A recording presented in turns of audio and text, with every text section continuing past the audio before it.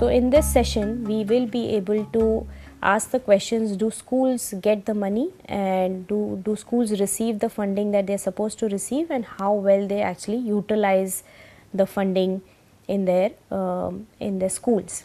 The PESA report has been frequently released. The one that we are referring to is the PESA report for 2012. The survey is done on a national scale, and the report basically draws some main conclusions regarding school finance in India. This report is on budgetary allocations and expenditure for elementary education in India. Report basically tracks school expenditures and also learning outcomes as it is a part of the ASAR survey. We know that the 12th policy plan includes improving learning outcomes as one of the goals. So, really linking the student outcomes with the funding that the schools receive becomes very critical to see whether the schools are actually equipped with the funding that they need to improve learning outcomes or not.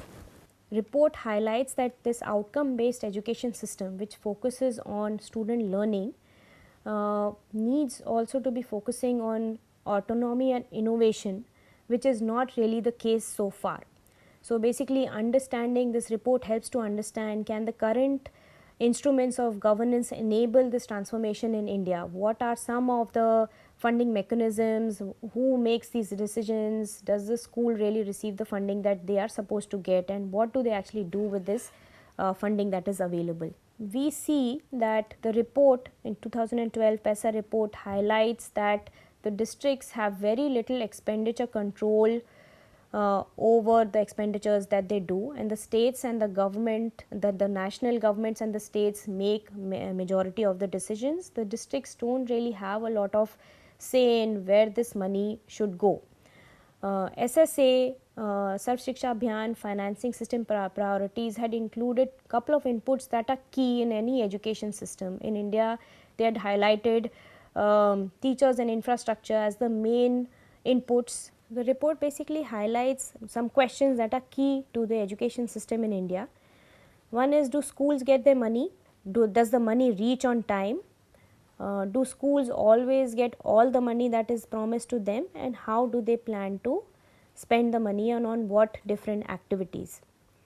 Linking it to the right to education norm, the report highlights that there is a gap in terms of the achievement of RTE norms and what the data suggests. For example, this particular data goes against the norm that is prescribed by the Right to Education Act.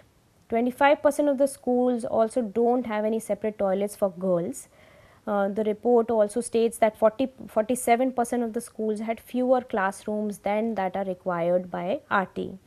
The main conclusions of the PESA report are basically stating that there is insufficient funding, but more so the more important part is who gets the autonomy to decide where the money should be going, and clearly the schools nor the districts have the autonomy to decide where this funding should be going.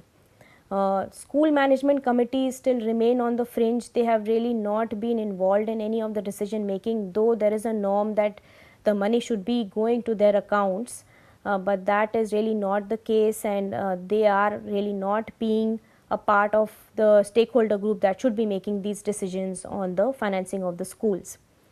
The state capacity to fund is also limited. They are not able to fund all the requirements of the schools.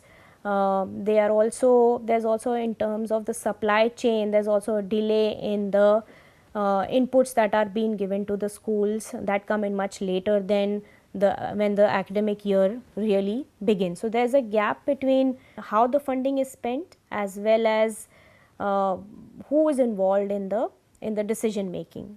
So there are many levels of structures that need to really improve here. Allocations of SSA increased in this particular over the past couple of years, but the expenditure has not kept up. So there is a lot of money that is still unspent lying in the government coffers. Learning levels as shown by ASAR is again stagnating, as the ASAR report finds out, but there's also so there is a disconnect between funding allocations as well as the learning outcomes. There are also a lot of vacancies, teaching positions that are still vacant, and there's a lot of lack of capacity to carry out the Sarv Shiksha Abhiyan RTE norms as given by the by some of the facts that I have mentioned from the ASAR and PESA report. The focus should be towards building state capacity and capacity to spend allocations effectively and on learning. So, for example, how can the parent teacher associations be better informed? How can they be a part of the decision making system? How can we include the teachers and schools in the decisions around when the funding is there, when the funding really arrives at the school, and how it should really be spent on in critical ways that make the system, make the funding mechanisms much more efficient. There is also the report suggests that there should be much more decentralized school monitoring system. Right now the monitoring system is much more structured and it's ad hoc, therefore the funding therefore the school monitoring system should be much more decentralized and including a lot of public private partnerships, including a lot of communities and stakeholders that need to be a part of the school, making sure that the school really functions and does its responsibilities, fulfills its responsibilities. Elementary education budget increased by 23% between 2010-11 and between 2012 and 13. Sarv Shiksha allocations, as the report mentioned, also increased by 57% between 2010 and 2013.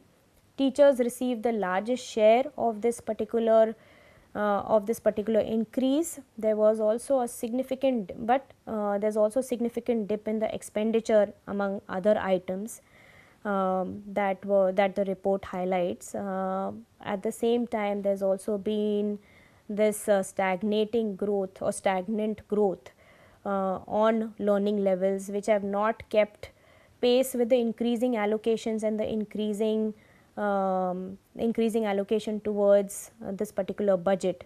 So the funding has improved. In other ways, the funding in going to the schools has improved, but the learning levels have really not improved. The report asks for the communities to participate as well as the schools as well as the system to be decentralized, to be able to make sure that the funding mechanism is efficient and open. So more discussions or more ideas around making sure that there is a lot of open discussion, open engagement on how much money the school is receiving, how is it being spent, and how can we improve the learning levels which reflect the increase in the funding as well.